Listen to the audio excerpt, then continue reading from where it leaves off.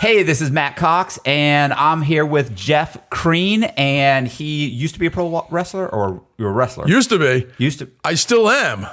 Look at me. What do you mean you look at me? Come on. You tell me I'm not still a pro wrestler? Wow. Right out of the gate, he insults me. So, we're going to do his story. So, what's going on? So, how are you? First of all, I want to thank you very much for having me on the show. Appreciate it. Yeah. You know, obviously, I'm a much more important person than you are, so it's nice that you understood having me on your show is going to value you. Anyhow, you brought me here to tell my story. Yeah. Well, to talk about, also to talk about Talk about this. Yeah, because Chris, right we have here. a mutual friend, Chris, who was telling me, like, you know, you're selling out, you guys are selling out the events, and, you know, you got to have this guy on, and, you know, it's getting bigger and bigger, and so he was... So the gist of it is actually very simple. I'm a pro wrestler. I'm coming down to pretty much the end of my in-ring career as a performer. I'm not going to tell you how old I am, but I'm getting to that point where it's about that time. And I was convinced by some people who are in the industry, who are good friends of mine, that we should start our own promotion. And for people that don't know, a promotion is, for lack of a better word, WWE is a promotion, AEW is a promotion, Impact is a promotion. And there are a lot of these smaller promotions around the world called indie companies, independent companies. Right. And I was convinced by some people to start a little independent company. And me being who I am, there's nothing little about anything I do. Everything I want to do is a big dream. So we started this company called Universal Championship Wrestling. And we are running a top-of-the-line independent show. And I call it an independent show right now because we're still at that level of being an independent company. But since day one, we have been selling out everywhere, anywhere from 500 to 2,000 people every time we're doing a show. Our audience is fanatical at this point. We're doing absolutely fantastic things. We're telling stories for the wrestling fans out there that understand there was wrestling in the 80s where it was all about characters and bigger than, larger than life heroes, Hulk Hogan and Andre the Giant, and then your bad guys, the Rowdy Pipers, the Iron Sheik. You know, we're telling those kind of stories again. The Greek tragedy, you know, the Iliad, where you have heroes and villains, and it's this struggle between good and evil, which is what wrestling has lost, in my opinion, over the years. So we built this company. We run the third Sunday of every month.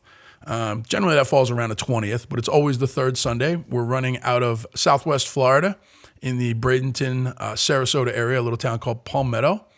And it's been absolutely fantastic. The feedback from the fans, the reception that we've gotten from the overall community in that area, and the entertainment value for what we've put together has even exceeded my expectations coming out of the gate with this. We've brought in some top-of-the-line independent wrestlers. Some of them fans may have heard of before. Many of them were talents that I discovered throughout the years, or people that I personally had trained or worked with. And I put together this group of guys and girls that are just, first of all, unbelievable wrestlers, but secondly, unbelievable characters. You know, you get invested emotionally with them.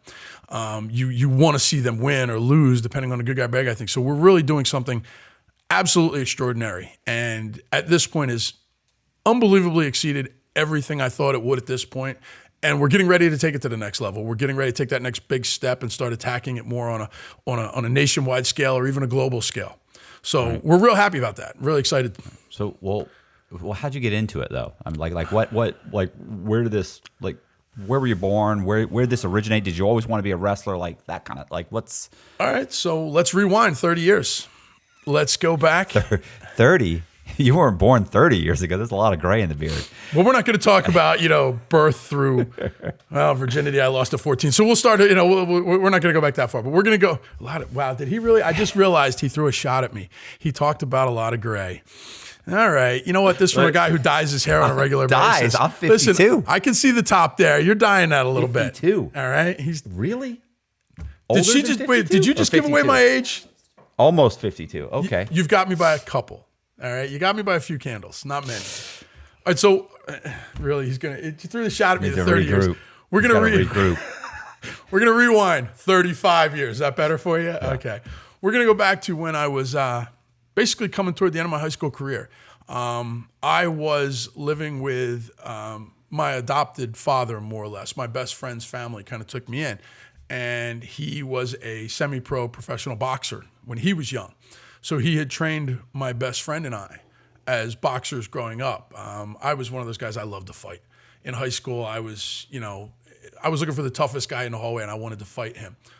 I was getting tossed out of high school like every other day for this. It was my thing. I loved the act of being physical with someone and finding out who was better. It wasn't an anger issue. I was not an unhappy kid. I like to fight. I enjoyed the physicality of it. So he had taken us into a certain degree and said, well, you guys are constantly doing this out on the street. Let me teach you. He thought by teaching us how to box, we would have a little bit more discipline. Right. And we wouldn't be out on the street doing it as much. And unfortunately, he was wrong, because all you did then were take two kids that really loved to fight, and now you gave us skills. Yeah. So now we're going to go out there and do it some more.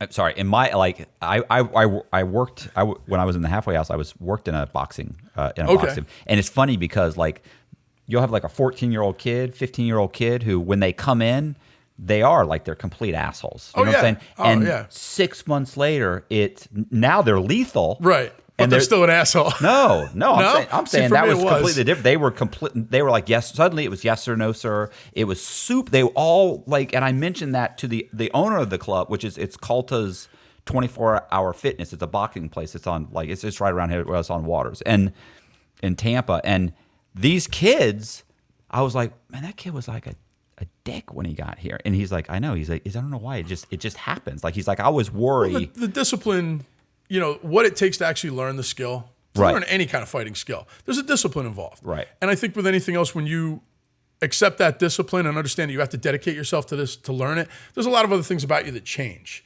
Your mentality about how you approach life and your mentality about how you do things begins to change, because you understand that, to accomplish something, I have to be disciplined to be able to do it. Right. So that asshole in you suddenly realizes that, okay, I have to be more serious. I have to be more dedicated to this. I can't just be this jerk off who's acting like a freak all the time. But that's not what happened with you. Well, my problem was, and no, it's absolutely not what happened to me. My problem is that, I was always really, really great in school. This is where my high school had a hard time with me. I was an A student. I was one of those guys that would sleep through class and just take the test and pass it. So I was bored a lot in school, which is where I guess the fighting and wanting to fight came in. It was a thrill for me, because I wasn't getting that from school, where it was like, you gave me the textbook, I read it the first week, and I was done. And now just give me all the tests and I'm out of here. So the actual idea of education bored the hell out of me, because I felt like I knew it already. Yeah. So the fighting for me was just a secondary outlet. So I was already a very disciplined person because I had that ability to learn very quickly. The fighting was just another way for me to get that thrill, that excitement that you needed. And then here comes I call him my father, my adopted father, who now says, well, we're going to teach you guys how to box, and hopefully this will chill you out. And you made us lethal, and we're still out there doing it. So then his next idea was, well, let's start doing some amateur boxing. Let's get into this, because I showed some aptitude for it. So I started amateur boxing, and I actually went 44-0 as an amateur with 2 golden gloves under my belt. And I turned pro. So you're okay. I was all right. It was one of those things where it was like, yeah, we could do this or we couldn't. I turned pro at 18, and I had 4 pro fights, and I won all 4 of them. And I don't know if you remember boxing back in the late 80s, early 90s. This was Don King's world. Yeah, I was going to say it was huge. It was huge, but it was all Don King. This was, Mike Tyson was kind of at his height, but starting to have that, boxing was big back then. Tyson had brought it to a whole nother level. The problem with it is I'm not trying to say anything bad here, but I was white. Right. And there was no way that a white guy at that time was going to ever get anywhere in this business. Don King owned it. He owned all the great fighters. He owned everybody. All fights were him, putting them together for his promotion. He's a businessman. He's making money. And he owned it all.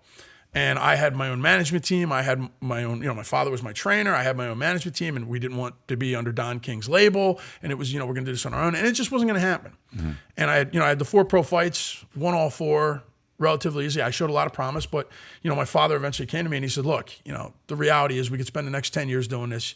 You're going to get punched in the head for 10 years, and we're probably never going to get to the big money fights. You could win all your fights, and we're never going to get to that level because there's just too much politics right now. Okay. And I basically was like, well, you know what? I'm done. I had actually at that point too, I was at 17, I had started bouncing at a nightclub, a strip club. And I had been promoted to the assistant manager throughout this time. And I was going to start to make some money. Plus, I'm a freaking 19-year-old kid who's the manager at a club I'm not even old enough to drink at. And surrounded by strippers. Surrounded by strippers. Yeah. So I'm making good money. Your priorities. You have different priorities. Right. It was like, okay, I'm making really good money and I'm surrounded by hot chicks and I'm partying my ass off at night. Let's just do this for a little while. Yeah. So I said, enough with the boxing. I said, I'm going to go do this nightclub thing for a while. I'm having a lot of fun with this. I'm making good money at it. I was really, really learning that business and I was working with some guys, Michael Peters, who was the guy who built the Gold Club down in Fort Lauderdale. And I was really learning this business, and it really interested me. And I really wanted to get into it.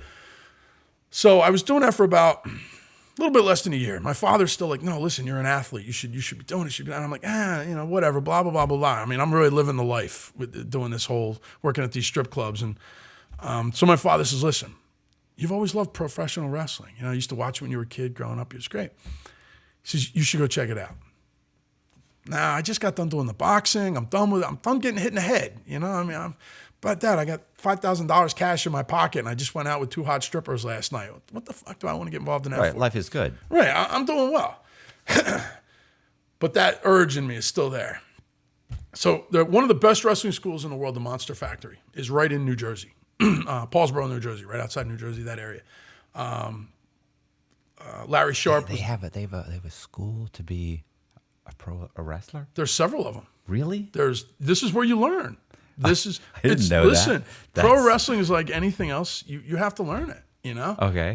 It's a learned skill. And one of the best schools in the world was right there in New Jersey, right outside Philadelphia. Not far from where I was. Trainer was Larry Sharp, one of the great wrestlers of all time, absolutely one of the greatest trainers of all time. My father's like, look, just go over there. Go over there for the day. Just go check it out. And he's up my ass about this for like months. And finally I'm like, fine, I'll just go. I'll go check it out one day. That way my dad will just stop and I can go back to my strippers and money and everything else I was doing at that time, which we won't talk about. It's a whole nother show. I go over there in the building. You ever just walk in somewhere and right away you felt like you were home? Yeah. Like there was just this instant feeling over me like, yeah, this is where I need to be. I don't even know why yet. Yeah. I just walked through the door and I'm like. Unit B4 in Coleman Federal Prison. I was like, yeah, this is it. This is it for me. Well, for the amount of time you were there, I'm pretty sure it did start feeling like home. It was good. Home. It was home, I mean, this is where I need to be. Anytime you're somewhere for longer than a decade, that's your home, man. Yeah, absolutely. I mean, that was your mailing address right there. So that's it. So I get that. And you know what? That's the same feeling. I walked into this building and I didn't even understand what was going on yet, but I just feel it. And I'm like, wow, this is just, so I have this tryout and, not doing anything major, just showing my athleticism. They want me to roll a little bit. They want me to jump around, this, that, and the other thing. And, I'm halfway through the whole thing and I'm ecstatic. I'm like a kid in a candy store. I'm like 5 years old again. Like, oh, this is great. I got to do this. I got to do this. Go through the whole process. A couple of the minor trainers at the time came up to me and said, listen, you got some aptitude for this. You should, here's what it costs. Here's what we do, the whole 9 yards. And I'm like grinning from ear to ear. I'm like, this is it. This is it. I walked out of that building and I'm standing in the parking lot. I'm getting ready to get my car and I'm just standing. I said, this is what I'm gonna do for the rest of my life. I just had no doubt in my mind that this was, from now to the time I die, somehow I'm in this industry. This is what I'm going to do. I don't know how. I don't know what I'm going to do. I don't know whether I'm going to be a wrestler. I don't know what it is, but I'm in this business. This is it for me. So I go home to my dad and I tell him, okay, you win. I'm going to be a pro wrestler. So I enroll in the school. It's a school, you pay for it. So I enroll in it. The problem with pro wrestling is, especially while you're going through school, you're not making any money. They don't pay you to train. This isn't like WWE nowadays where they have this training camp in Orlando and they give you a contract and you get paid for this. This is back in the day where you earned your way into this business. You bled, you broke bones, and you paid for this. You paid for them to break your bones. You paid for them to beat the hell out of you while you're learning this craft. So you're not making any money. So I can't stop the nightclub, which I wasn't about to do anyhow, because now I'm coming up on 20. Really starting to get some traction with that industry where I'm getting some respect as somebody who really knows how to promote a good nightclub, knows how to run it, understands the management aspect of it. And I'm starting to get requests from other clubs to come in and can you help us? Can you come in here and work with us? Right. So I'm training for wrestling 4 or 5 days a week. I'm trying to keep my weekends open because that's really when I needed to be in the clubs more than anything. And I'm at the clubs all during the daytime too, handling the back office stuff and everything else.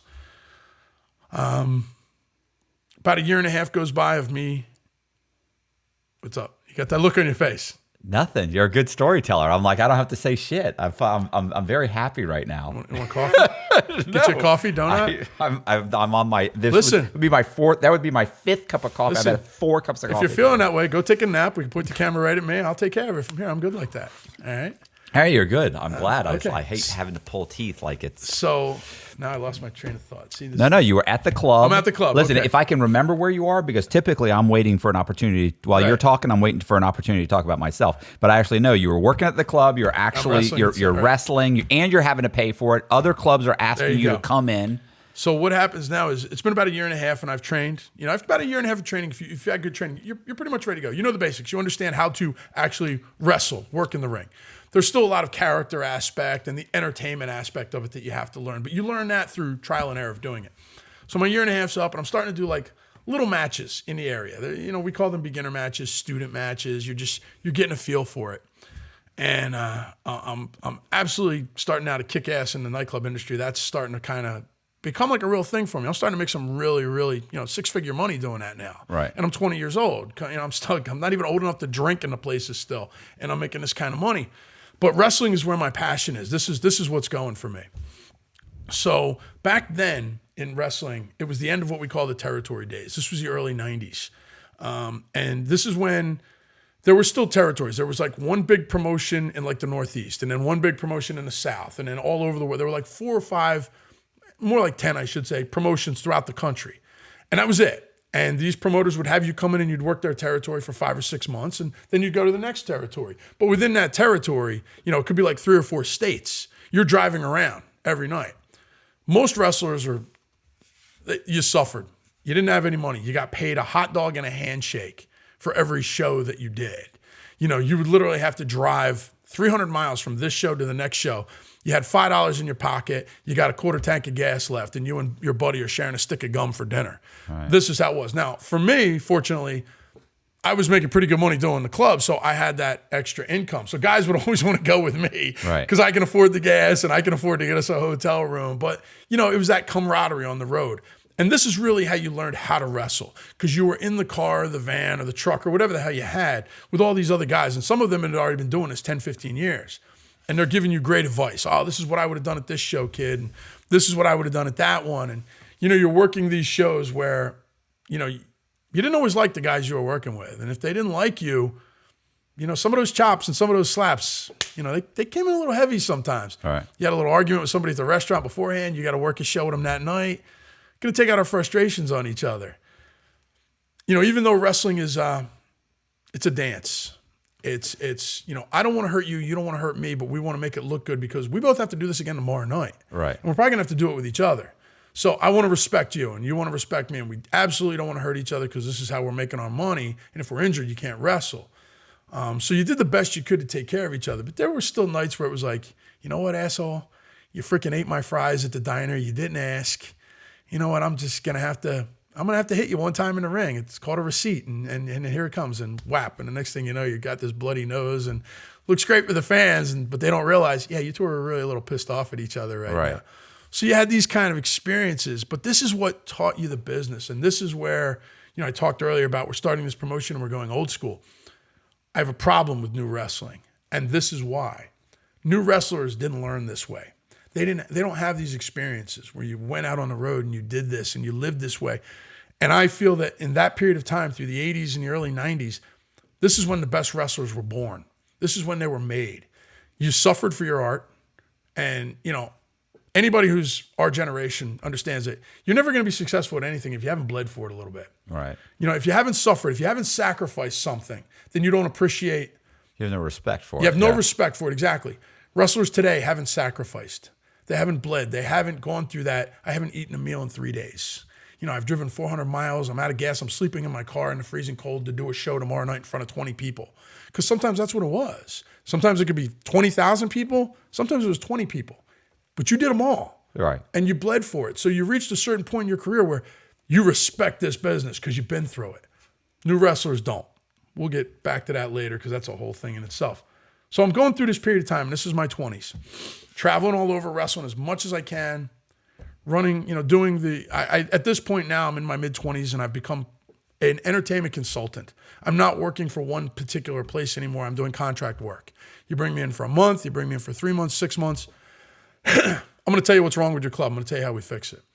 I was doing predominantly gentlemen's clubs, but I was working with regular bars, strip clubs. I was starting to move into high-end restaurants, and I was really, casinos were in my mind down the road, like, because this was like, these were the $1 million contracts, casinos. So I was trying to get to that level with it, but I was really working with some of the really, really high-end gentlemen's clubs around the world at that point. You know, clubs that were making $20, $30 million a year and one didn't know how to make 50. So I was coming in and helping and really enhancing my career. And this was fine at that time because, again, you know, those first 10 years of wrestling, you're nobody. You know, you're not making any money. You're starving for your art. You're dying. It's almost like that trial by fire thing where it's like, why am I even doing this? You know, I'm not. You really had to love it.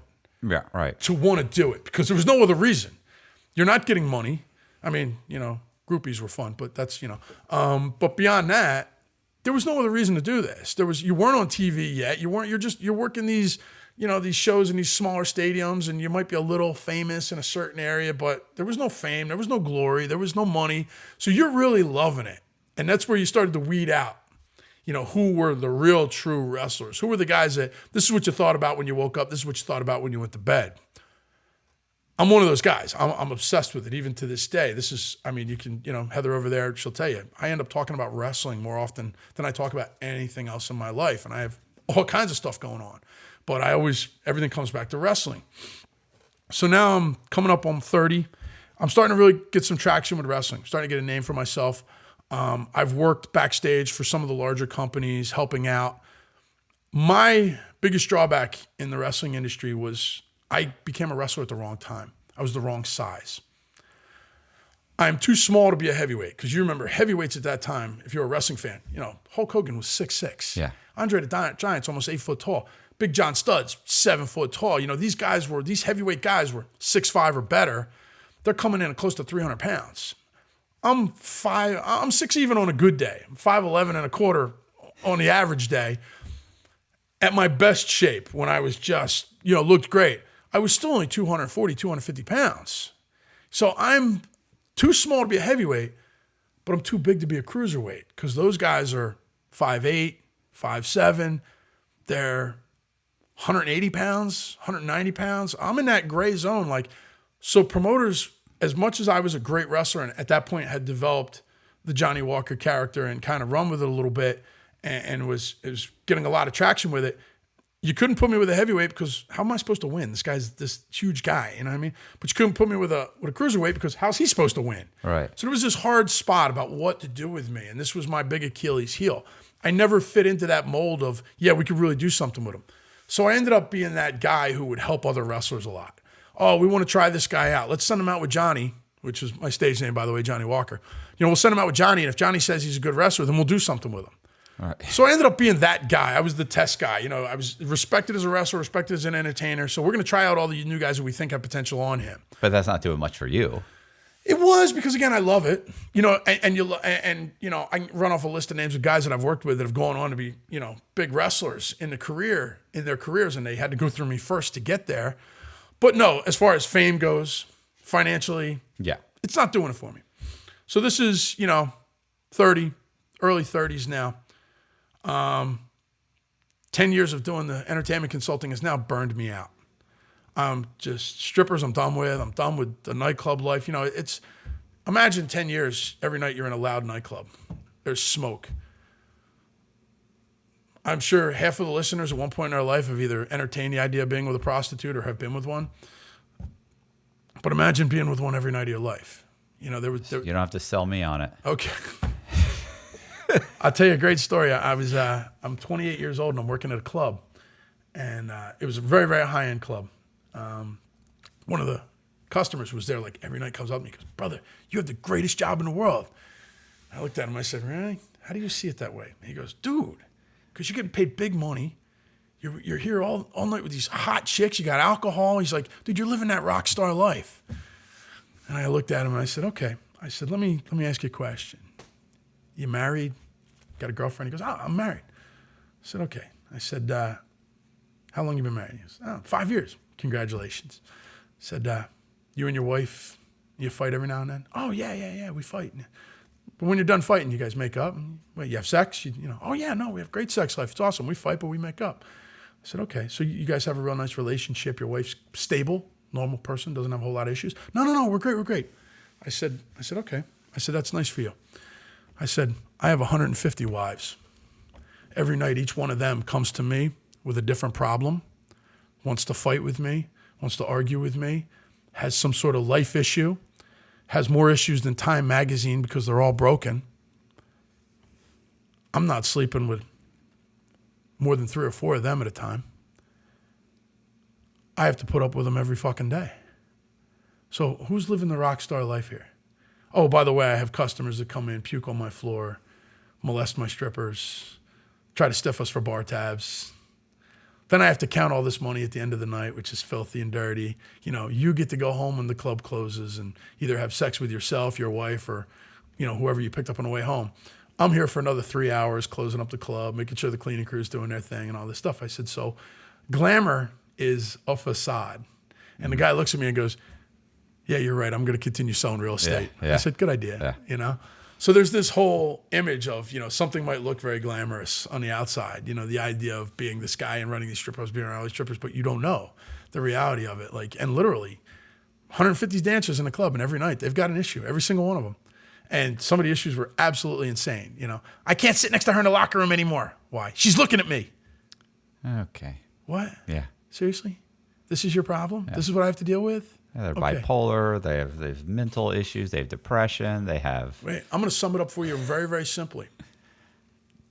All strippers, porn stars, escorts, they all suffer from one of 2 problems that all stem from the same place. And this is it. This is the bottom line. Daddy loved me too much, or daddy didn't love me enough. Every other thing, it all stems from that. If you get to the root of any one of all of them, one could be quiet, one could be crazy, one could be loud, anything. At the end of the day, daddy loved me too much, or daddy didn't love me enough. That's the core of it all. You're the manager, you're the owner, you're whatever. Guess who you are? You're daddy. All right. So you're getting all of that from them, all of those issues. Your daddy that didn't love me enough, so they constantly want your attention, constantly want your affirmation, your approval, this or that. Or your daddy who loved me too much, now they don't trust you, now they don't believe you, now they don't want to be near you because you're the horrible influence in their lives, you're the horrible history in their lives. Right. You have to deal with this constantly. So 10 years of this now, I'm done. I am burned out. I am tired. I am exhausted. The money was incredible at that point. I was actually starting to work with some casinos at that point. I'm really, really starting, but I'm done. I'm finished. I'm like, I cannot do this anymore. But I'm still wrestling and I'm loving this. Getting that traction in my wrestling career. It's starting to pick up. And wrestling was starting to get to the point where I could really, really be doing this full time now. I'm starting to make decent money at it. I've got a little nest egg from all the years of doing the consulting. I've done well. I've got some real estate. I'm starting to put a little egg together here. I'm doing well. And I'm thinking, okay, taking a break from the consulting thing. I'm done. Finished with that for a little while. I'm going to go wrestle. Drop the consulting thing, out on the road, full-time wrestling, bouncing around, different companies, doing things. I've now reached the point where I've kind of gotten to that status where I talked about the fact that, we're going to have this guy wrestle with Johnny, and if Johnny says he's good, he's good. I'm starting to come into that legendary status now where it's like, you've been doing this so long, you're so good, so many people know you. On the indie circuit, I'm starting to become very, very popular. People know me throughout certain areas. It's starting to become a thing. So it's now we're going to start paying you some real money to come in and work our promotions because you've got value. You have no value in the wrestling industry unless fans are buying tickets to come see you. Right. Wrestlers are a product. This is what we are. We are a product for a promotion. Nobody goes to a wrestling promotion. Nobody's going to come to my company, UCW, to see UCW. What's that? It's nothing. Right. UCW is the toy store, okay? It's the products inside the toy store. You go to the toy store to buy the toy. You go to buy the video game. You didn't go to GameStop because it was GameStop. You went to GameStop because you could get the video game you wanted. That's why you're there. Wrestlers are that video game. Right. We're the product. You have no value as a wrestler until you have fans that are going to come specifically to see you. And we tell wrestlers this all the time. How many tickets are you going to sell for me if I book you on my show? If I put you on my poster and book you on my show, how many people are coming to see you?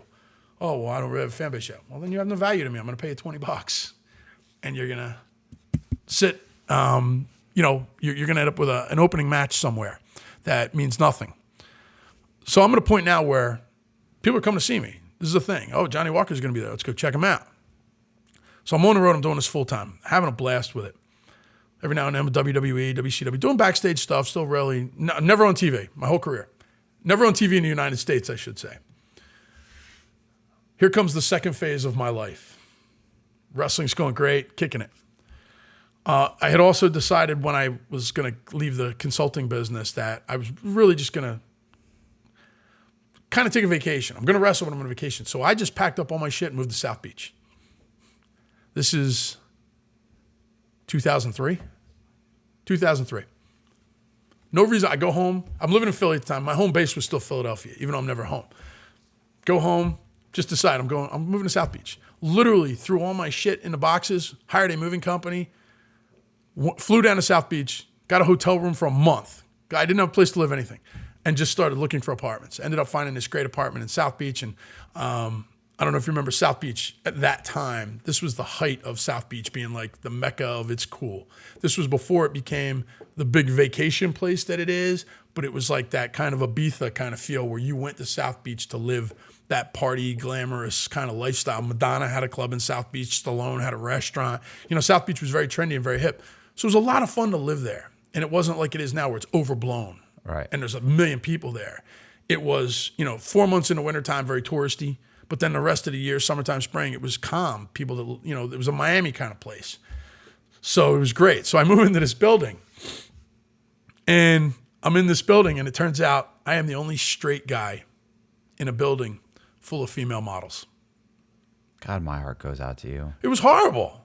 It was atrocious. It was. It does sound horrible. Okay, but the flip side of this problem is... Connor, I feel for him.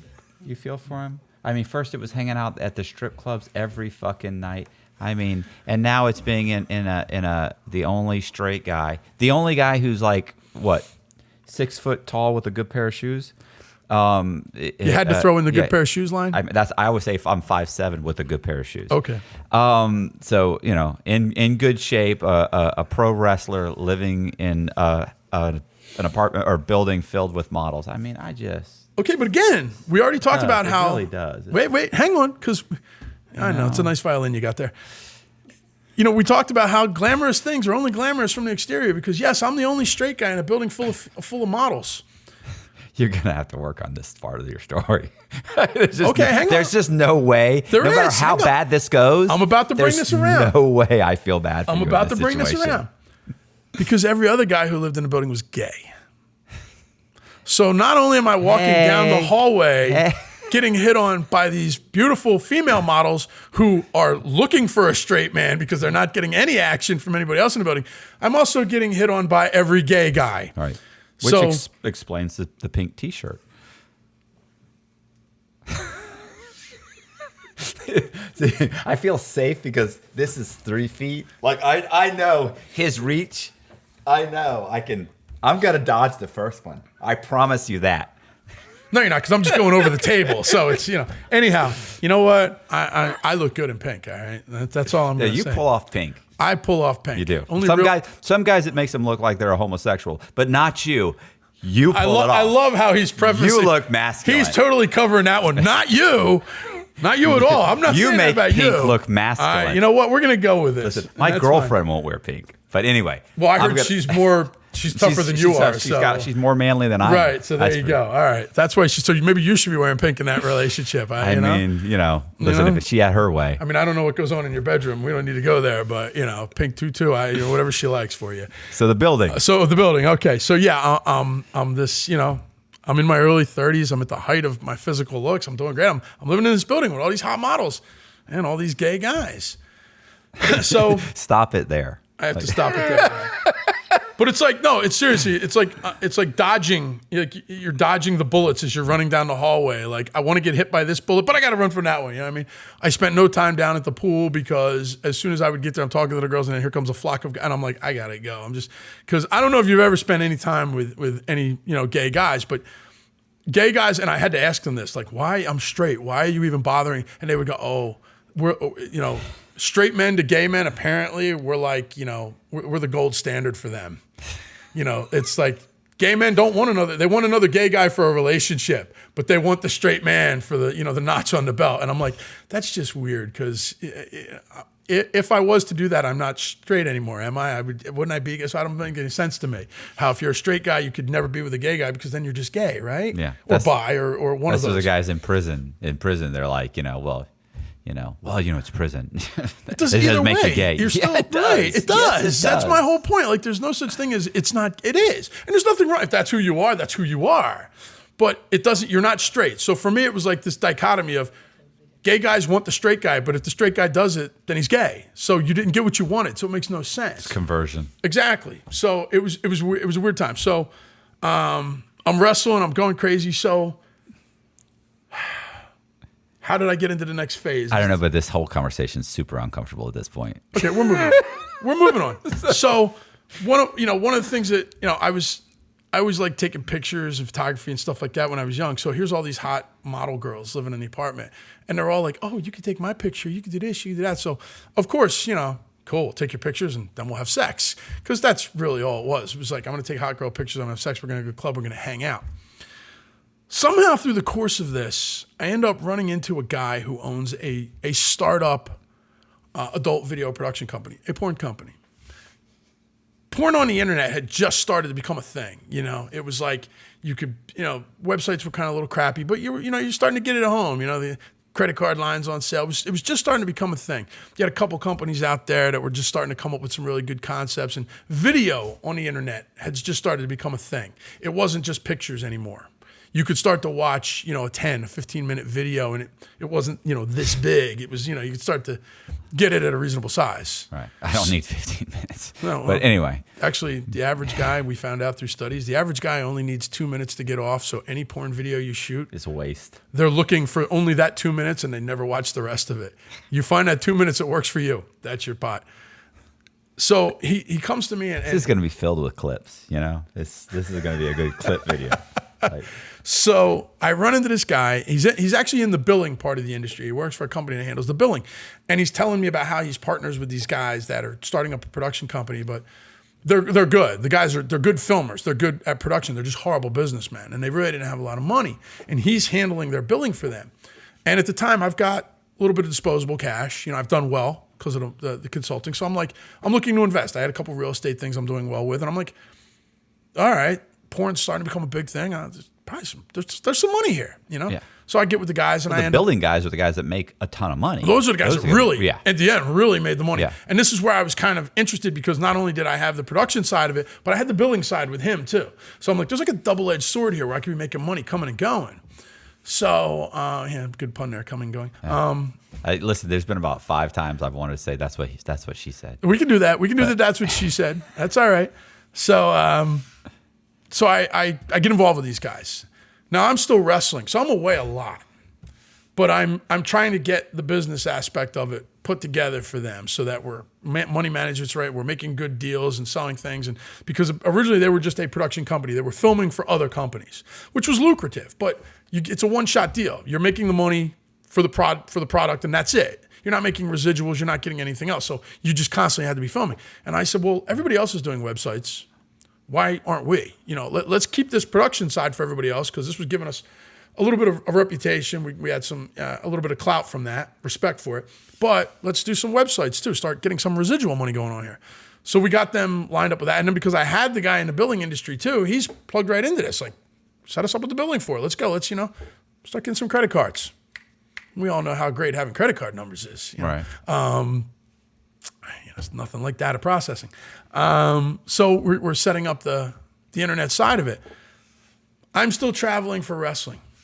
This company just starts to grow. I mean, it's business is coming in. We're doing great. Next thing you know, we're flying in girls and we're having them stay for a month.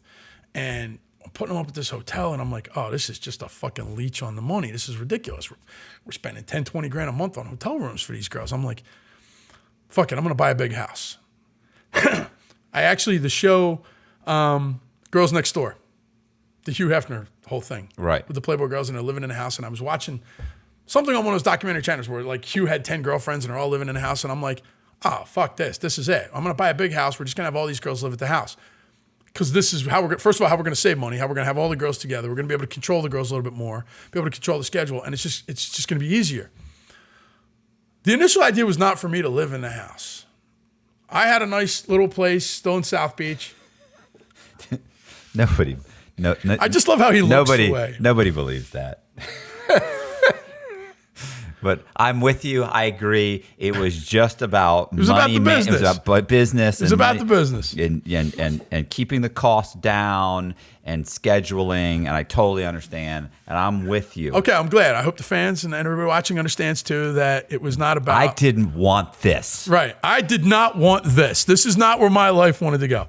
So I end up getting this. Let's just move on. So I end up getting this oversized place out in South Florida, which was kind of out west where you could get, it was a little quieter out there. You weren't downtown as much where you'd attracted as much attention. Because even though filming adult videos in Florida was legal, still is to this day, it's still frowned upon. Like, it's like, hey, it's, one of those borderline businesses where, so you didn't want to really attract too much attention. You end up with the cops at your house all the time. And I knew other companies that were just constantly getting raided because they were just shoving it in the community's face. Right. Hey, we're here and we're doing this. And I said, nah, we're going to get this house out in, South Florida, but out west a little bit, closer to the Everglades. It's quieter. People, properties are a little bit bigger. End up getting this big house, all these rooms. We put 15 girls in a house right away. This was a disaster.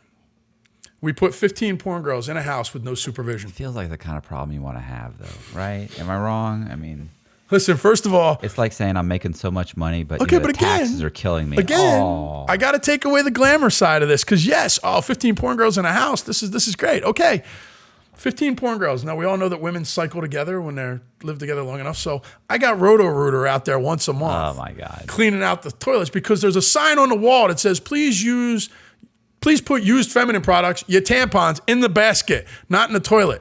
Yet, again, they're porn girls. There's a reason they're doing porn and not building rockets. Right. They can't figure out what the sign says. So what do? They put it in the toilet. Roto-Rooters out there every week doing this. We found panties and lingerie in the pool filter. Yeah, I'm once again, I'm dying. I want to feel for you. I want to. I hear you. You're gonna have to come up with more than Roto-Rooter and a clogged fucking pool. The pool had a bikini in it. My life is hell. Jesus. Okay, God well, almighty. again, you stop over there once a week, you inspect the house. I want to work with you. There was probably more cocaine in that house than on any episode of Miami Vice Once again. Okay. Woo! And they're destroying the house. Like, nobody's doing dishes. Nobody's cleaning anything. This house is just an absolute disaster. See, there's the downside. So the cleaning bill was horrible. And I couldn't get a cleaning company that would go back religiously because every time they'd go there, there's just these hot, naked porn girls running around, stuffing things into every orifice on their body. So the cleaning people no longer... Did you think about hiring a male cleaning service? Yeah. They were gay. Oh. It didn't work. Yeah, we went that route too. So after a long meeting with myself and the other people involved, it was decided that I would move into this house, that I would be the stabilizing factor in this house. I'll bet you that was a hell of an argument. It really was. I fought tooth and nail. It was a bitter fight to the death. So we figured. Poor me. No, fellas, no. Did they have to twist my arm a little bit? Listen, I don't want to do it. My arm was back here. There was a little twist. It's your back and your fucking. I'm building the boxes. This is against my will, and I'm folding up my clothes. And all right, maybe is the truck here yet? Is the moving truck here? Maybe it wasn't the worst idea in the world. So all right, he's had his fun. I'm dying for a tragic story. Okay. Well, yeah, maybe. These are all tragedies. Come on now. I'm dealing, it's all right. Anyhow, these are tragic situations, There are a lot of people out there that say, hey, why didn't you just get married, have a wife, have some kids, enjoy that lifestyle, go to Disney once or twice a year, live that life. I have lived a loveless life. Listen, and I have never had the solace of knowing what it's like to come home to the same woman every night. to feel her warm embrace, to have my children come up to me and say, "Dad, how are you?" And I hear you, and I always say because I always say that I wish I'd had that. I envy those people. Don't you? I do. Don't you? I wish I didn't have to have made all of these decisions, but there was a lot of good times. I'm just along saying the way. I could have had that. I could have had the Norman Rockwell Christmas. I could have had that, 2 kids, the dog, and the fence. I could have had the state. I could have had that kind of loving, wholesome, all-American life. Instead, I get saddled with having to spend my life with some of the most gorgeous women on the planet who are unbelievably sexually promiscuous, who constantly need daddy's approval. Hold on. This was my life. This was my this is a tragedy. This is a life tragedy. I can't believe that you can't see this. You can't see the heartache within me throughout this. My whole life so far has been a Greek tragedy. So I'm living in this house. I'm away wrestling a lot. Now, the nice thing about the house was there was a master side to the house. So I had like my own big bedroom, my own bathroom. That was the only reason I agreed to move in. I didn't really have to share a whole lot with the girls. But I'm supposed to be the stabilizing factor. The girls knew when I was coming home, and it became this thing where, look, when Johnny's coming home, the house has to be clean, the house has to look nice, or Johnny's going to be upset, and we don't want to upset Johnny. Because there was also a game that was invented while I lived in the house. The game was called Who Gets Johnny? This is the tragedy part. Hold on, no, there's a tragedy here. I got to go to the bathroom. I have to get some coffee. I have to go to the bathroom. Come on. Are you serious? I mean, this is fucking bullshit. Fuck. Do you agree that this is a tragedy in my world? This is tragedy, right? And you're trying to sell it as a tragedy. Welcome to being a pro wrestler. We try to sell everything. Well, you think you'd have more experience with guys being a pro wrestler, right? Well, we're going to get there. Don't worry. We're going to get there. We come back to the pro. I'm just telling, hey, he wanted the life story. I'm giving it, all right? We could talk about his blue sparkly tights if you want to talk about it. That'll come up later. Oh, my God. Hold on. How are we doing so far? We just reached 45 minutes. Really? Okay. Yeah. I got probably about another half an hour in me. That's cool. Heard every one of these stories at least 4 times. I'm still not delving into the I know. detailed stories. I understand. We'd be here for 5 hours if I started telling I know, specific. I'm sitting here, I'm like, wrap this up and get to something like something South America, something. We're getting there. After the porn company, we start getting into. He's going to be cutting this up, so should he just start with a new topic from here, or should? No, I got to finish the house. Yeah. I got to finish how the porn life went. Got to finish how that went because that leads into going back to focusing. It's like these that I always question my client base, and what I'm doing with my life. Character, I'm like. Which you got hit with a little bit in the I'm beginning like, when I how said, do you see how important it was to have me on your show because I'm more popular than you are? There's no difference between Jeff and Johnny. It's just one dog slap. There's a little difference. A little bit. All right. We ready? I'm ready whenever you are. See, I would leave me getting up and leaving. Yeah. I would cut it and come back. Right. Yeah. All right. Put a commercial there. Right. Do something. There you go. Hey, can we give you like a slide or something for? Put it in for a commercial. Like, here you go. Yeah. There you go. Yeah. Put that in there. Do you think you want to take a do photo? that? Can we get one with? I can send you a digital copy. It's not a problem. Where And we'll get that where spelled there's right. an Yes, all- absolutely. No, we'll get that spelled No, that properly. just makes it grittier. Yeah. I know. In a way, that's kind of like, yeah, they spelled it wrong. That's funny. No, it's not. You always remember Professional people- side, It's not funny. You always remember people for their mistakes. Always. That's why you hired. That's Alright, definitely. I'll hear you that. You always remember people for their mistakes. Well, you should be very memorable then. We could do I've heard this fucking story way too. Again, I'm leaving out so many things that you don't know Do you because want me to go sit in if the you car? weren't here, I would probably be You telling. told me you wanted me here. I know, but now I'm thinking, wow, there's some stories that I could have told him that he would have just You realize fallen that off the chair. Media, I was gonna watch the whole fucking thing anyway. Yeah, but that would have been later. You would have watched it without me in the house. It would have been different. So what was who gets Johnny? Okay, so yeah.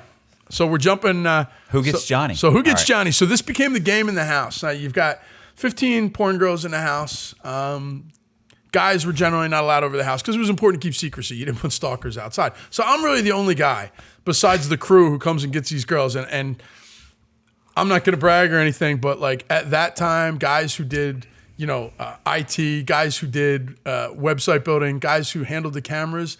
These guys were the dudes that they were the AV guys in high school. Right. They're still trying to figure out how to lose their virginity. These were these guys. These were the dorks, the nerds, but they were the smart guys. So this is what they're into.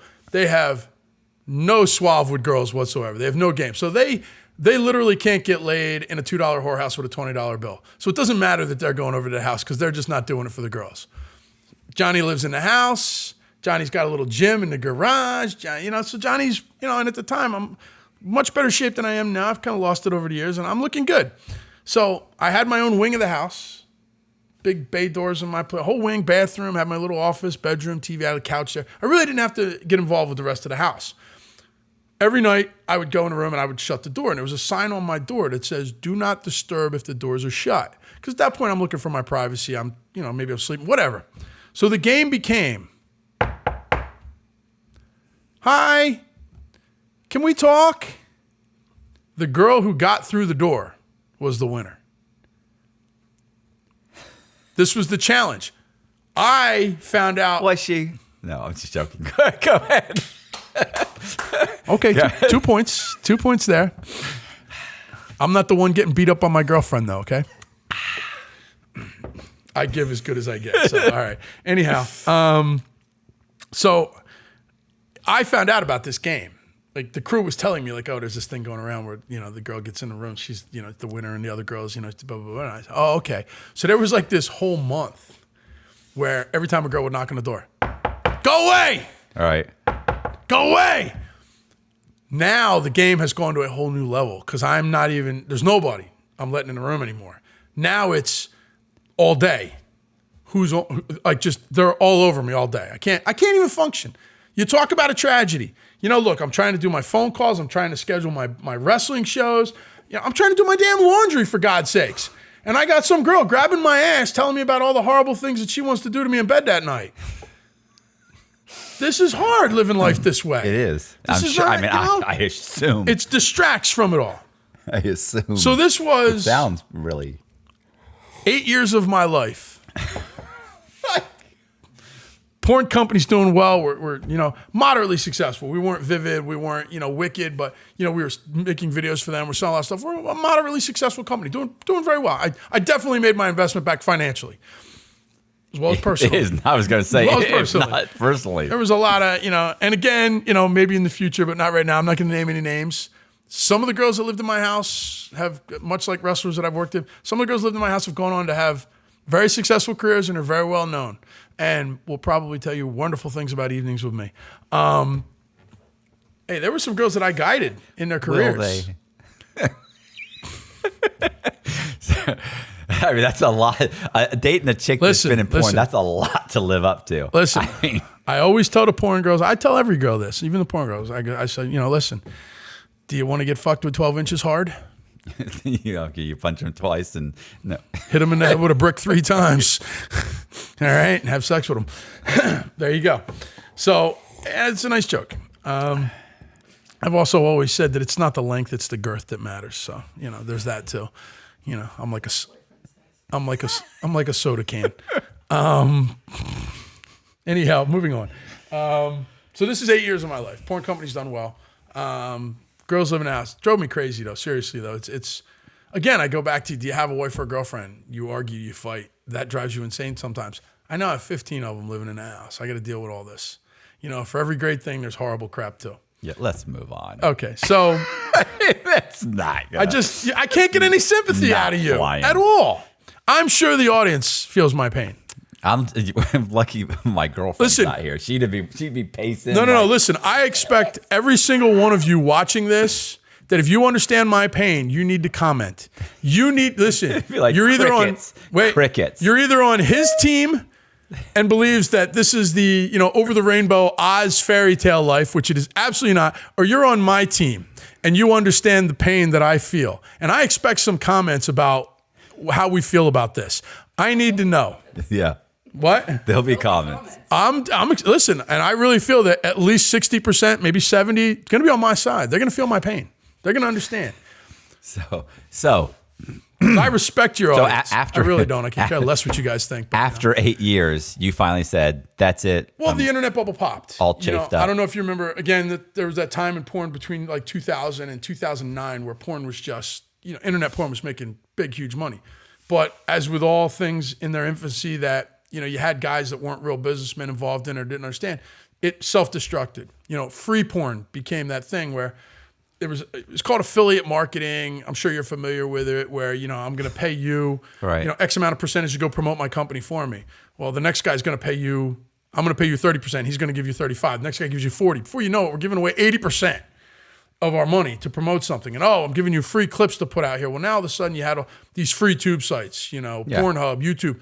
What do you got to pay for it for anymore? You can go on these sites and you can see it all for free. So what ended up happening was affiliate marketing ended up self-destructing. And the only people who survived it were the billion-dollar companies. Those companies that were at the 1%, at the top, making the really big money. And all the smaller companies, because through that period of time, you also had a lot of companies where you could buy a handy cam at Best Buy and go film porn with your girlfriend and sell it, because there were so many avenues. So the market became overflooded with bad porn, a lot of bad stuff. Wasn't produced well, wasn't shot well, and it was gonzo porn. And there was a market for that. And then you had affiliate marketing, which was giving away the product, trying to get that customer. Porn websites were very simple for porn. You had a 3-month retention rate. You only kept the average customer for 3 months. You were only charging them $20 to $30 a month. But as an affiliate, I'm going to give you $100 every time you bring in a client. I'm losing $10 every time on a sale. Right. And this is where it began to fail. And going to conventions, going to AVN, going to all these things, I started to see this trend of this, and I said, this is going to be the end of this. There's a bubble here that's going to pop, and it's going to happen, because free porn, who's not going to take something free over something paid? It's going to happen. So you pulled out. No pun intended. No pun intended. I pulled out. At that point, I feel like bad porn is like bad pizza. It's still pretty good. It depends on what your standards are. Do you want a Chicago deep dish or Domino's? What's going on? Okay, so I got him on that one. What's happening? Let's do this. Let's go next. What's going on? So at that point, I'm like, that's it. I'm done. We sell off the company piecemeal, blah, blah, blah, blah. I'm done. And again, you guys are going to laugh. I've had it. I've had it living with these girls. I'm now coming up close to 40 here. I'm 38 at this point. I'm like, man. And the problem with strippers, porn stars, escorts, we keep getting older. They always are the same age. Right. They're all 18, 19, 20. We're the ones that keep getting older. I've just had it. I'm done. I need, blah, blah, blah. My wrestling career is I'm traveling all over the world now, working different places, making good money. Financially, I'm good to go. I don't have to worry about this anymore. My wrestling career, I'm making good money at. I'm ready to, hey, let's just do this. I've got maybe 10 years left in my career. Let's just go for it. Let's just go, whatever I'm going to do. I've passed that age where I'm going to be on TV for WWE or WCW, because I'm just too old now. They don't give contracts to guys that are over 36, because physically you get injured at that age. It's going to take you twice as long to recover and heal. Right. Plus you're just not a young stud anymore. You're now coming up on 40, midlife approaches. So I'm like, I'm going to do whatever I've got to do. I've got a great journeyman reputation. So I have a friend who I wrestle with for years and years, and he's like, there's a circuit where you travel around the world and you do stuff, and it's all the same guys, same 10 guys, and we go to different countries. So we're getting booked in South America like all the time. Well, my first trip to South America was to El Salvador. And El Salvador doesn't even qualify as a third world country. Okay. If you've never been there, you're never going to. First of all, El Salvador is like the worst drug movie you've ever heard of. It literally is run by cartels. Right. There's 3 major cartels. They run everything. Government's everything. So I'm not told before we go there that the promoter for this is one of the drug lords, one of the cartel drug lords. Like this is his entertainment. He brings in all these pro wrestlers. He runs these shows. He sells tickets, but really this is for his family and his friends. So we fly down. It's something for him to do. It's not like it's a money-making venture. Exactly. It's just fun. Well, the money to do these shows is like outrageous. Like you don't get paid this in wrestling. So it's like, hey, here's this big chunk of money. Cool. First class plane ticket down there. We come out of the airport. In the airport, there's police with semi-automatics. Here comes the cartel and their guys. And they're coming with larger semi-automatics. They're in the airport meeting us at the gate.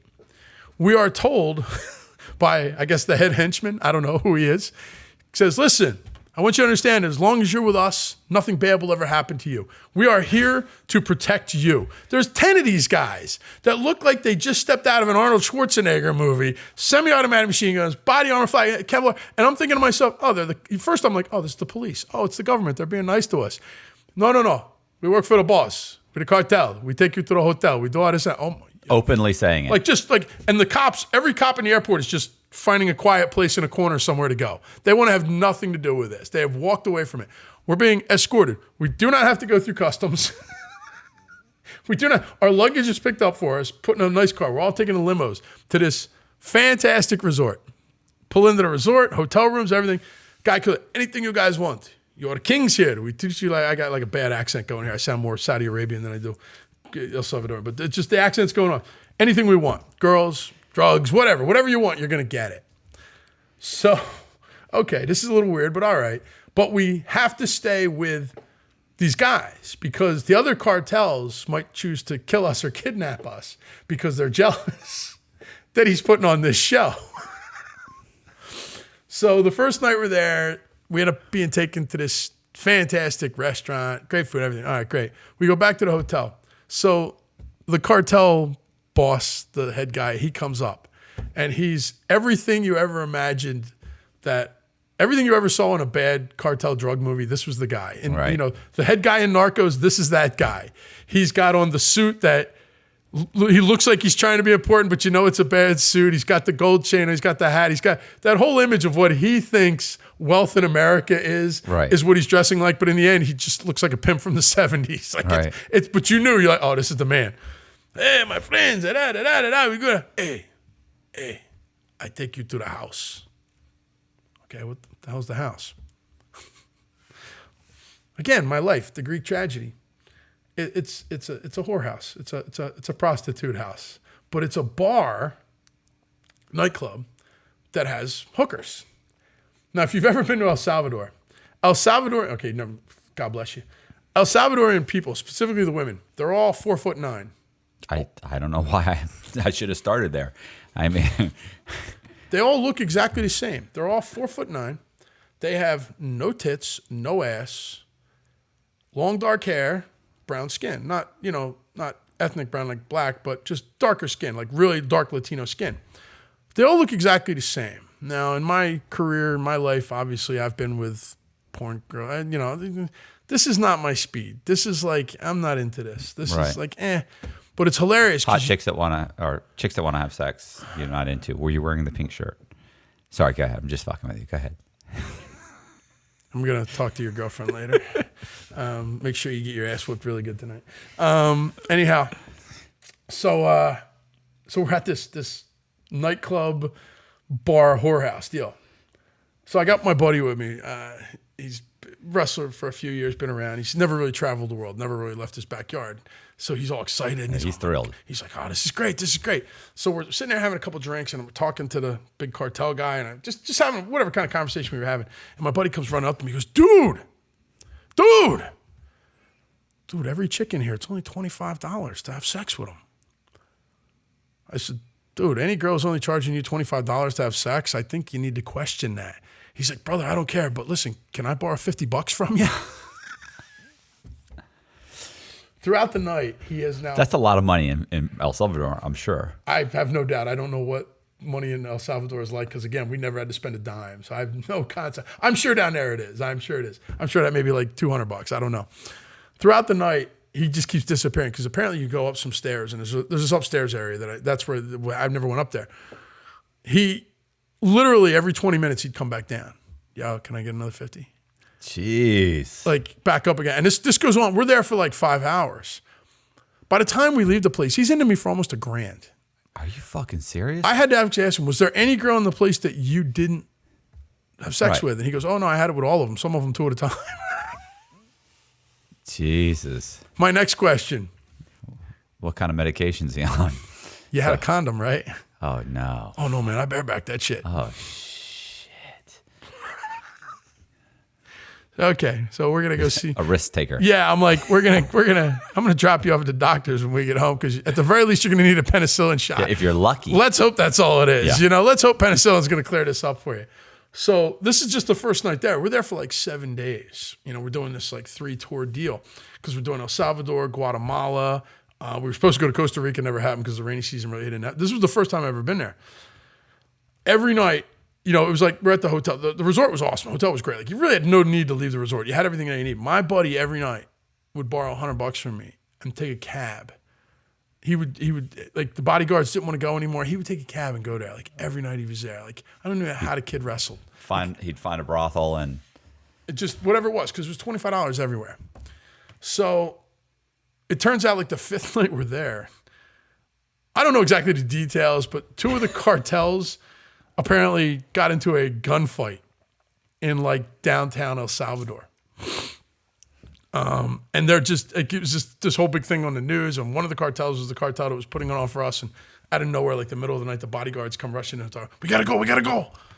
It's like 2 a.m. in the morning. We gotta go, pack yourself, we gotta go. The fuck you mean we gotta go? We gotta go now. Get in the cars and throw us in the cars. And I'm like, oh, that's it. We're being kidnapped. We're gonna get ransomed off. We're dead. You know, right. It's over. We're done, you know? They end up taking us back to El Jefe's house, which is all I ended up calling him. His place, which is like a fucking fortress. right. And this is where we have to stay now because they're all worried that we're going to get shot or killed or kidnapped because of this whole gunfight thing. Right. So this is, you know, we end up doing all the shows, great time, got the money, fantastic, guy's wonderful. The day before we're going back, he comes in and his number 2 guy comes in, stands in the lobby with us. He goes, now you all understand that everything you saw here and everything that was done for you, this is not for the ears of the DEA. No problem, bro. It's all good. We're happy. No, seriously. We know where you live. I'll be moving when we get home. Don't worry. Now, cool thing is I've done this tour for 6 years now, ever since then. Love this tour. Great. Every time we go down there, it's like that, though. South America, wow. Like Costa Rica is nice. Like the resort area is nice. But like South America is wild. So it's every time I'm very well known down there now. I keep getting asked to go back. I also do Dominican Republic a lot, which is a whole nother, like whatever's going on over there, I have no idea.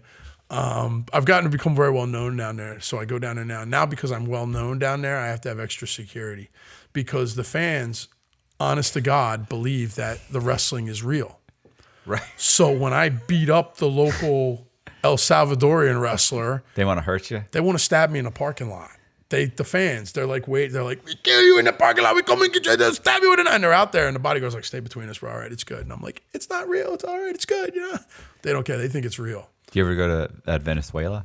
Once, and yeah, that's another. Again, all these countries down there, it's all the same kind of like. Even Colombia was like we were there for a cartel guy. I mean, these are the people that run these countries, you know, and they're the ones putting on the entertainment for everybody, and it is what it is. So any one of these little third world countries like that, we're there. We're not there for a businessman. Well, they're businessmen, but whatever, however you want to look at it.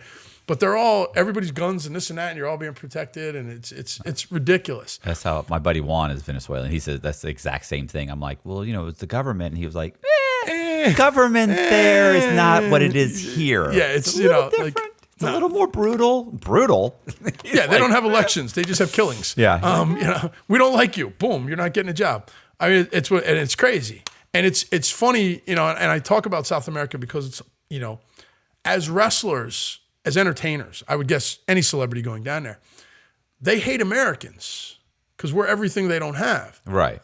But as entertainers, they love us. Yeah. Like we are like gods to them. It's amazing how just the veneer of that glamour of being up on stage or being in wrestling or being a movie star. I'm assuming it's okay. You're American because you're you. Yeah. It's like, wow, you people priorities are really out of whack here. But it is what it is. Like.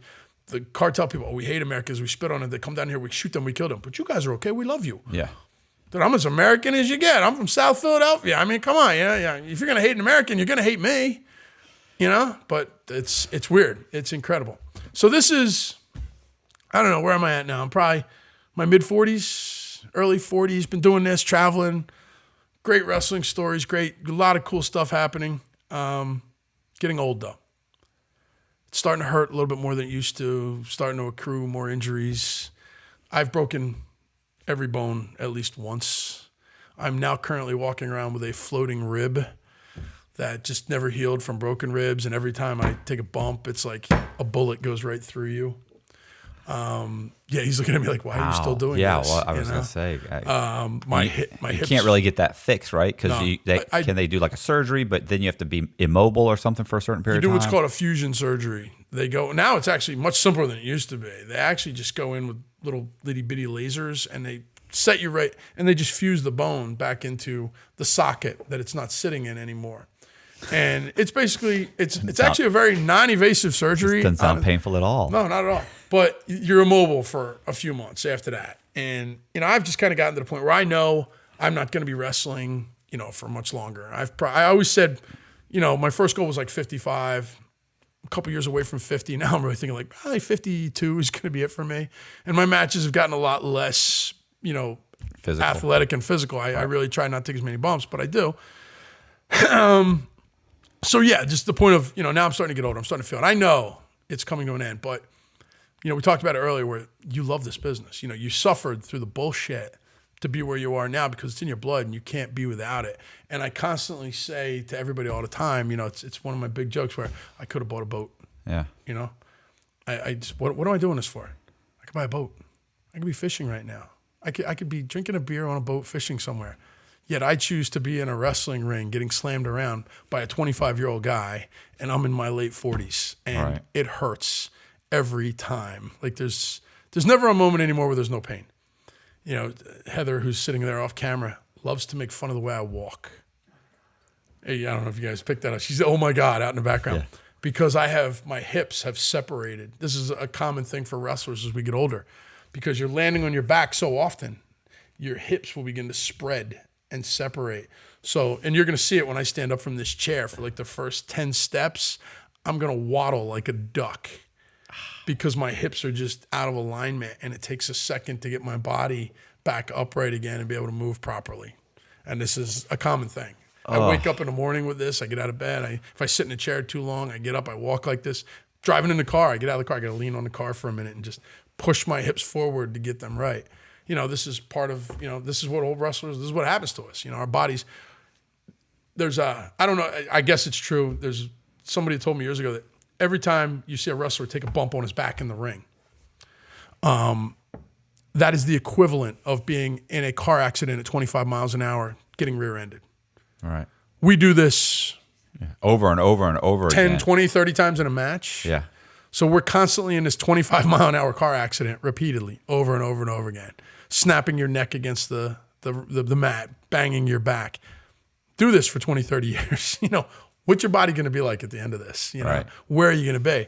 So I'm coming into that time in my life where it's like, wow, it just like they're used to, and you guys aren't going to believe this after everything I've said, but I'm not a guy who used drugs. Right. I was never. Was there a period of my time when I was young where cocaine and whiskey was fun? Sure. But well past that era, I never got into the painkillers. I've always been that natural kind of trainer, which is part of why I attribute to my age that I'm still able to go like I am, because I never got into that dependency where I needed that, because I feel that in the long run, that actually does more adverse stuff to your body than positive. Yeah, it's detrimental. Right. And I always felt that I wanted to feel the pain because at least then I understood if I was doing more damage to myself. I wanted to know what was hurting. Because if I don't feel it, I might hurt myself more and not realize it. I want to know. So I've stuck with that. So I never got into the painkillers. I never got into, anything like that at all. I train naturally. I take vitamins and drink protein shakes, but I don't even take steroids. I've never did my entire life. Well, I did clenbuterol for a little while, but that's an asthma medication. It's good for you. That means. Okay, go ahead. Clenbuterol is a steroid used by, it's the drug of movie stars. It's when movie stars have to get in shape for a big action role and they need to get ripped in like 2 months. Clenbuterol is an over-the-counter it's a prescription drug that's not legal in the U.S., but it's actually an asthma medication for people who are asthmatic. Right. The side effects, if it's taken at a certain amount over the prescription level, is that it is a muscle growth development too, because what it does as an asthma medication is it helps the muscles and the fibers in your lungs grow so that you can breathe better. Well, if you overdose this, it will help with your body. The side effect to it also is that it's a diuretic weight killer. So not only are you building muscle, You're burning fat taking this stuff. Yeah, sounds like a miracle drug. Yeah. This is what, like you talk about, hey, I just saw that movie star 3 weeks ago and now he looks like this. This is what Hollywood movie stars take while they're training to get in shape for movies and stay that way throughout the movies because they can't work out every day once they're filming. Right. But you got to keep looking good. So clenbuterol is what you take. Now, that being said, there's some downsides to it. You know, it can cause a heart attack. There's a lot of things that it can do bad. Who cares? You look good. I always said I'm going to die. You know, I'm going to be a good looking corpse when I die. Well, I mean, if the porn star house didn't kill you, you'll probably go on forever. I hope so. That'd be nice. That was my price for living forever. I'm good with that, you know. So I will admit that I took You'd that. probably complain. I would. Right? Can you believe I'm still going at Heather's 90? over there going, that's all he does is complain. You know, he's never happy with anything. 150. When's it going to end? You don't know my pain. I got this hot nurse taking care of me. She's scrubbing my nuts every day and I can't die. So at any rate, But you don't want to get out of the I don't want to get out of wrestling. Right. I don't. So, you know, it got to a point where, and this brings us, you know, right back to, you know, UCW, Universal Championship Wrestling. I know my career's coming to an end. I know, you know, the traveling, shit, man, being on a plane for 5 hours to 10 hours, driving 10 hours. It's like, oh, I just don't want to do this anymore. I don't want to do this traveling to work for all these other companies anymore. I want to be home. You know, I want to enjoy being home. I want to enjoy spending time with my friends. What's the option? Some people came to me and said, start our own wrestling promotion. I never wanted to do it in the past because I'm so disenfranchised with professional wrestling today. And I know that's hard to understand because I sit there and I say, I love it and I want to do it. Wrestling in the last 20 years has drastically changed. Maybe for the better, maybe for the worse. I can't answer that question. I come from a generation where wrestling was something different and I loved what it was then. Maybe this is wrestling today, but I don't believe so because I've seen the difference in wrestling, the new way of wrestling and the old way of wrestling. And you're sitting there looking like you're confused what I'm talking about. We talked earlier about how wrestling was characters. Yeah, well, when I was growing up, it was definitely character driven. Heroes. They were cartoon characters. They were like comic Superman book characters. We were comic book characters. And we didn't do a lot of fancy moves, but what we did do counted. You know, you picked the guy up, you slammed him, and it was a big deal, and it was this. Or you punched the guy, and it made something. Wrestling nowadays, you have these guys that are unbelievably athletic. I take nothing away from their athleticism. They're doing shit that I could have never done, even in my heyday. But I call it Cirque du Soleil wrestling. You go to a wrestling show now and you see these guys that get up on a top rope and they do 10 flips and a twist and this and that, and then they wrap the guy up and they roll and it's incredible. From an athletic point of view, it is phenomenal. But it's super choreographed, right? Incredibly choreographed, and it doesn't tell a story. I'm about to give away some secrets for wrestling here. And at this point, they're not really secrets that people know. A good wrestling match is a story. I said it's about the journey about good and evil. Right. If you watch a movie, the beginning of the movie introduces you to the characters. He's the good guy. He does something that good guys do. Here's the bad guy. We know he's the bad guy because he just killed somebody or he did something horrible. So we've introduced the characters. We understand the plot. The good guy and the bad guy have this issue. And we know this issue. The middle of the movie is the conflict. The good guy and the bad guy start going at each other. The bad guy's getting over. He's got all the better weapons, the better guys. It's always the good guy and the bad guy's got a whole army of people, or he's got the knowledge. The good guy doesn't know what's going on yet. He's trying to figure out. So the good guy's kind of getting his ass whooped a little bit through the middle of the movie. You know, he's taking his beating. He can't. No matter what he does, the bad guy just keeps getting away or getting over or getting on him. The good guy, now we come into right after the middle part of the movie where the good guy he's beaten down and he's distraught and he has that moment of clarity in his life where I got to pick myself up and I got to keep going because this is what the hero does. Win, lose, or draw, I'm going to confront the bad guy one more time. And whether I live or die, I'm doing it for the right reason. I'm going to go. And then we have the end of the movie, which is the final conflict, that moment where you just don't think the good guy's going to win, but you know somehow he gets the bad guy in a position and he wins. And now you have your climactic moment. You went through, you love the good guy, you hate the bad guy. Oh my God, I feel so bad for the good guy. He's getting his ass beaten. It's so bad. Oh yeah, here he comes. Yes, yes, he wins, yes. So you have that emotional ride. This is what a good movie does. Right. Or a good television show. A wrestling match is the exact same thing. I want to take you on an emotional journey. I want you, now Johnny Walker, myself, I'm a bad guy. My job is to make you hate me. The more you hate me, the more you're going to love the good guy. The more you're going to cheer for him, the more you're going to want him to win. But the good guy in all like movies just can't come out and whoop my ass right away. Who cheers for the guy who always wins? Even if he's a good guy, why do you cheer for him? You want to have sympathy for him.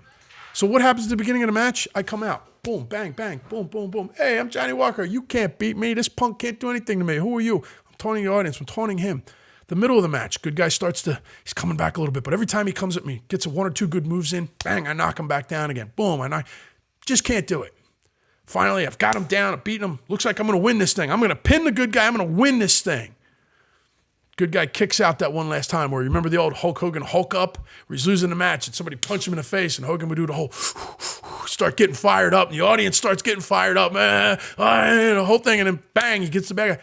This is a good wrestling match. This is a story. It's that emotional journey right, where you're invested in the character. You're invested in the match.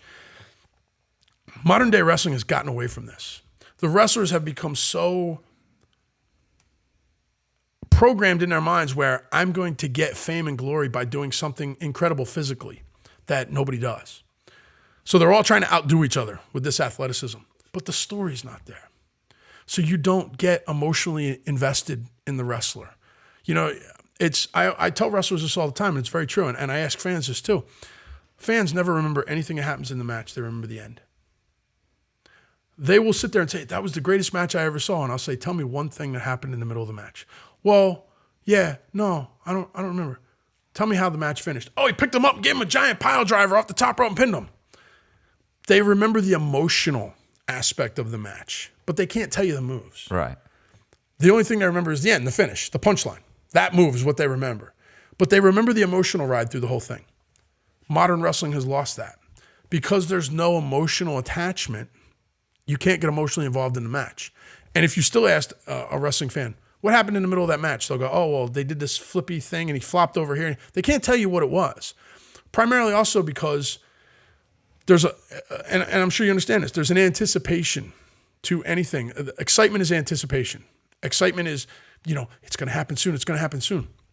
If I was to punch a guy in the face 10 times really quick, or if I grab him by the face and I pull my fist back and I'm selling it and I'm waiting and I'm going to punch him sooner or later and you're sitting there, when's he going to punch him? And I'm selling the fist and I'm holding it up in the air and yeah, you're mine. And then 15 seconds later, I punch him once.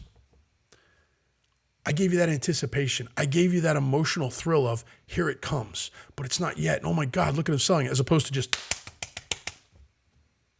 there's no emotional attachment to it. There's no anticipation, which creates that excitement in you or that anxiety in you, depending on how you look at it. Wrestling is incredibly psychological. There's a psychology to it. It's entertainment. We're telling a whole 2-hour movie in 10 to 15 minutes. From finish to beginning, 10, 15 minutes, a 2-hour movie. I always equate it to, it's the Odyssey. It's the Iliad. It's a Greek tragedy. It's good versus evil. And there's triumphs and failures. And the hero has to go through the hero's journey. Right. Star Wars, the hero's journey. Wrestling is the exact same thing. We're entertaining you. We're just not doing it on a silver screen. We're doing it in a ring, in a match. But I need you to love the good guy and I need you to hate me. And I need you to have sympathy for the good guy when I'm whooping his ass. And I need you to want that good guy to punish me at the end. I need to lose. Right. Or if I win, oh my God, the bad guy won. Well, now you want to come back next week because the good guy might get another shot at him. Right. This isn't the end of the story. The movie's not over. This is chapter 1. Now we're going to do it again. So now you're coming back. Wrestling's lost that. This is where I've become very disenfranchised.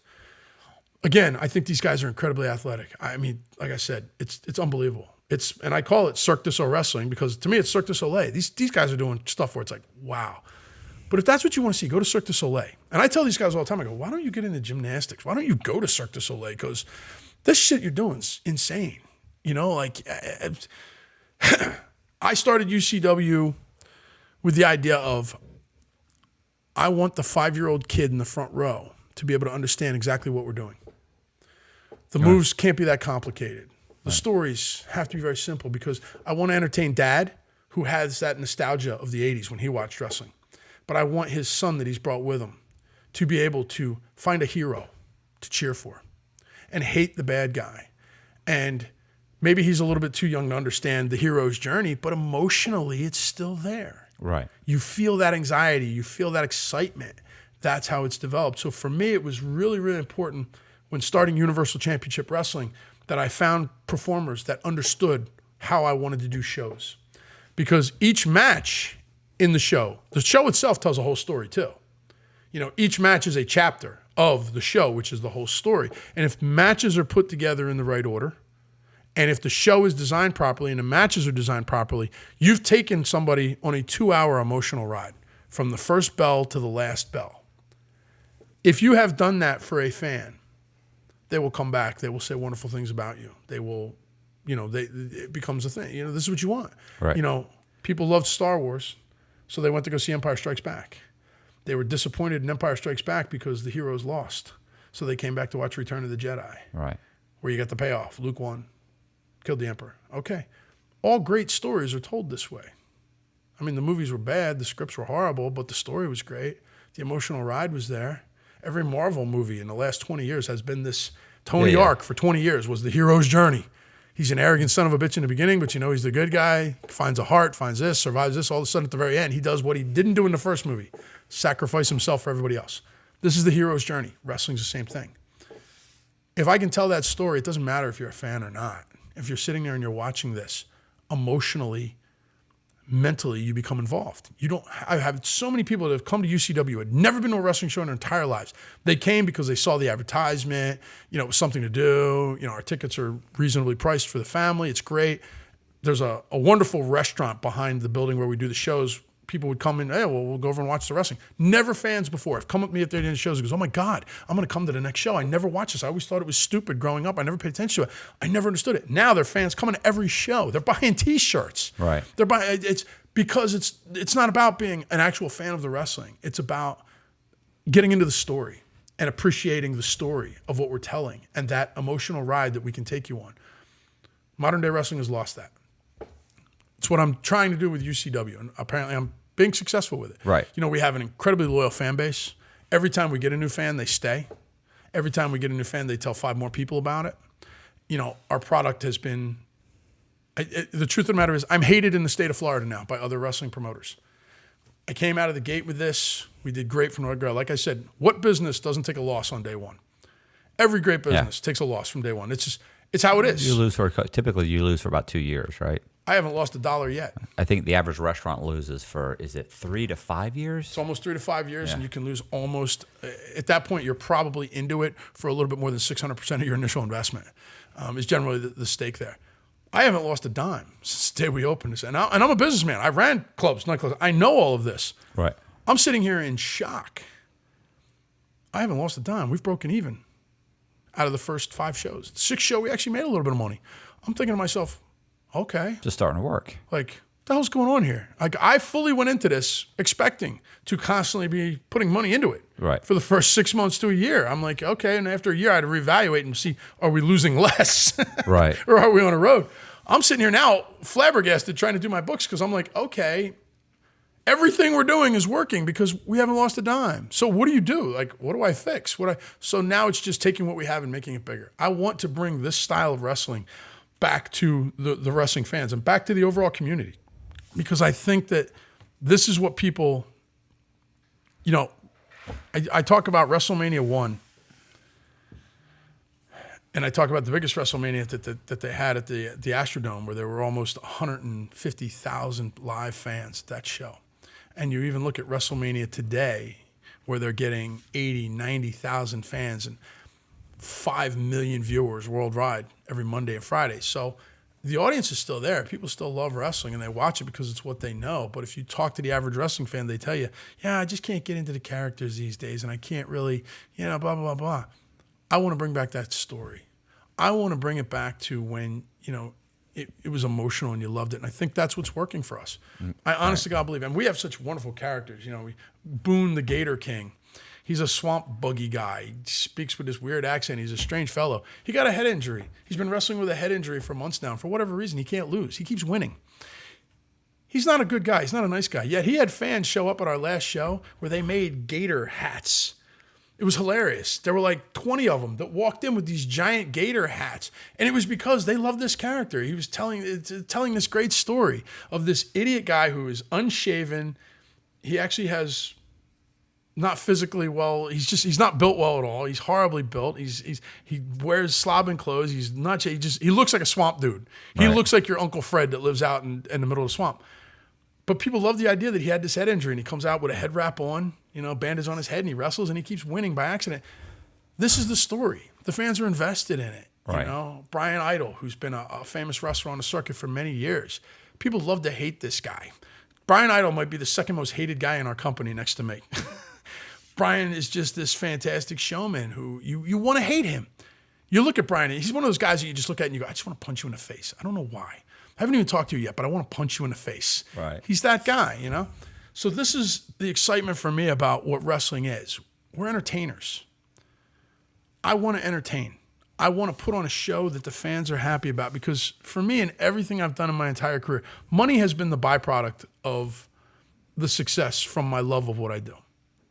I loved being an entertainment consultant. So I made a lot of money at it because I loved it. I had a passion for it. I loved having the porn business. So it made money. Okay, it's for a lot of reasons I love the porn business. I made a lot of money at it because I had a passion for it. I've always been successful in wrestling because I had a passion for it. It was never about how much am I getting paid. It was about how great of a match could we put on, that passion. UCW, Universal Championship Wrestling, is the same thing for me.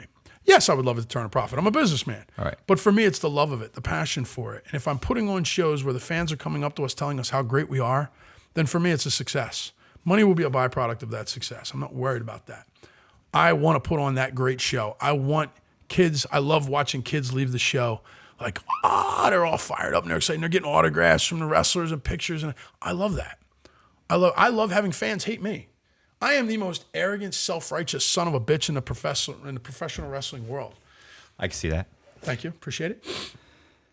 I love having fans hate me. I feel like I haven't done my job if at least 2 fans haven't thrown something at me or tried to spit on me before the end of a show. I love that. I'm all about it. Because at the end of the day, your wife still likes me better than you. I promise you that. At any rate, this for me is what it's about. So this is where UCW came from. This is where the concept came from.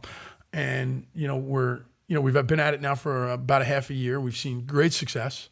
And we're looking to hopefully start bringing it to the masses down the road. We're looking for larger platforms to be able to not only broadcast the shows in certain ways, but hopefully I'd like to do some traveling. I'd like to take the show on tour down the road and be able to film it and broadcast it on certain platforms. Okay. So for us, it really is a passion. If anybody's interested in finding out more about us or getting a hold of us, our social media is at UCW Florida for everything. Okay. Facebook, Instagram, Snapchat, Twitter, at UCW Florida. Connor will put it in the description. Okay. So it'll be in the description Excellent. of the video. Our website is currently under construction. We've been looking for a good company that's going to be able to handle our website for us and have it at the level that we want it to be at.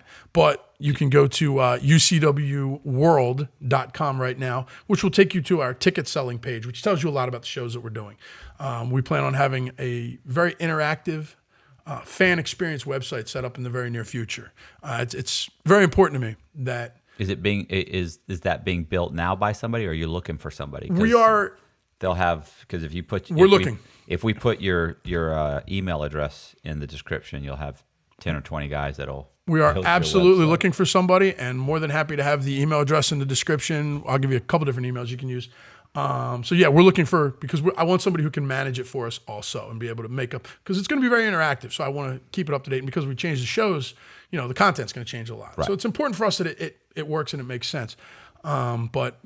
We're having a wonderful time. I mean, you're a local guy. I'd love to have you come down and see a show. No, I'm coming. Coming to down to this one? I'm Okay. coming down to. Well, I don't know what, you got to run things by your girlfriend because she makes all the rules in your She's coming. relationship. I Okay. can't go by myself. Can't go by, I didn't know if she'd take you or not. No, she's going to be there to protect me. Okay, good. So February 20th is our next show in Palmetto, Florida. Galactic Destruction. Now, you looked at it earlier and said, Galactic Destruction, what does that mean? Well, we're Universal Championship Wrestling. Every single one of our show titles has something to do with the universe. Our last show was called Supernova. The show before that was called Starfire.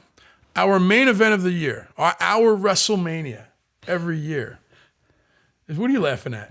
That wasn't, what? All of this. All of this? Our main event of the year is the only one that doesn't have a name after the universe, but we stole it, and I'm about to get sued for copyright infringement, I'm sure. Our main event of the year is called Masters of the Universe. Okay. Anybody out there who knows where that comes from, cool. If not, keep your mouth shut. I don't need to get sued by Hasbro. Anyhow, they can't because it's all right. But so all of our names are, and this is, again, I wanted to have names that people were going to remember. Right. I wanted to have, like, everybody uses, oh, it's Halloween, so what are we going to call our show? Halloween Havoc. Right. Every fucking pro wrestling promotion in the world does that. Oh, it's Christmas. What is it? Seasons Beatings. Valentine's Day, Bloody Valentine. Every promotion out there. This is the unoriginalness of all of these owners out there right now. And I don't care. I'm going to say it. There is a flood of wrestling promotions out there. I call them mom and pop backyard wrestling. They're all over. Everybody's running a show every weekend somewhere. But it is a fan. A guy who was a fan his whole life. I'm going to open up a wrestling promotion because I love wrestling. What the hell do you know about the business? You sat in the audience, you watched it. Do you know how to run a company? Do you have any business experience? Do you understand the psychology of wrestling? You get no respect from the wrestlers because you weren't one of us. You didn't grow up in this business.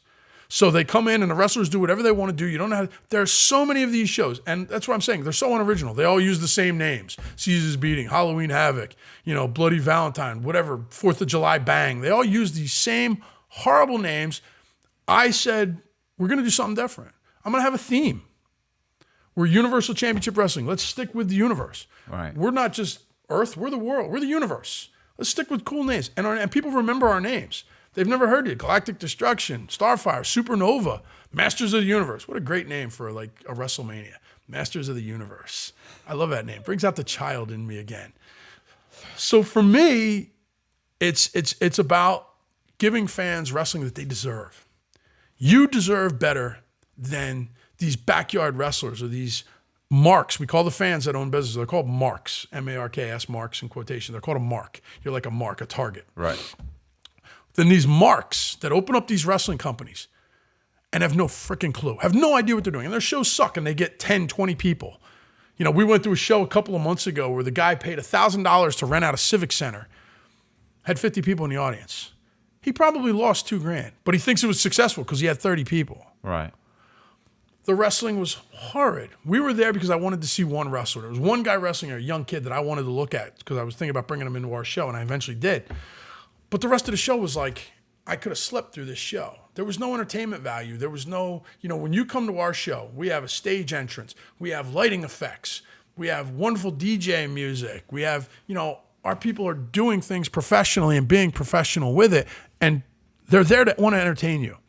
The wrestlers aren't there just doing matches to do matches. It's very important that we entertain people and we give you that ride. Right. You go to an amusement park, why? Because you want to be thrilled. You come to a wrestling show because you want to be thrilled. It is important to me that you get that. Okay. So this is what Universal Championship Wrestling is all about for me and all about for our fans. It's an opportunity to see wrestling as it was meant to be. All right. Since its conception in the Carney days, back in the 1920s, this is what wrestling always was, entertaining people. And that's what we're doing now.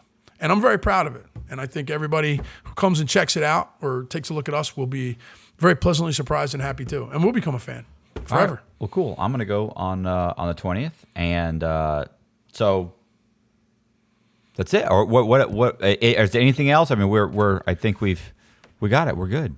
I mean, I've got a million other stories I could tell, but there's only so much time in the day and Another time, I'm going to be here. I'll be here too. Wrap it up? Yep. All right, this one? All right. Hey, so if you like the video, do me a favor and hit the subscribe button, hit the bell so you get notified, share the video to all your friends and family, leave a comment in the comment section for the algorithm, and if you want to know more about a Galactic Destruction Universal or Championship Wrestling. Universal Championship. Oh my God. Wrestling. Then check the description. All right, that's it. See ya. You switch to that one? No, we're done. All right, that's it. Beautiful. All right. Thank you. I had a wonderful time. Thank you. I really did.